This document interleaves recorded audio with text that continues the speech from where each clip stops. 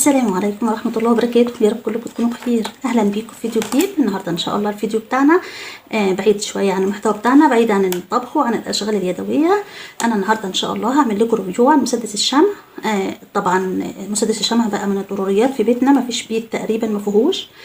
كلنا بنحتاجه، مش بس عشان اشغال يدويه، هو بيفيدنا اكيد. يعني في اي حاجه تنكسر مننا، حاجه نحب نلزقها، حاجه نحب اي حاجه يعني نكون نستخدم ليها اي لاصق، فبنستسهل مسدس الشمع، بيكون امن، بيلزق بسرعه. يعني استخداماته ومميزاته كتير قوي. فانا حبيت ان انا اعمل لكم النهارده ريفيو عن مسدس الشمع، من حيث الصناعه، المنشأ بتاعه، من حيث الحجم بتاعه، من حيث مميزاته، من حيث عيوبه. ان شاء الله الفيديو بتاعنا هيفيدكم وهتقدروا كلكم تستفادوا منه.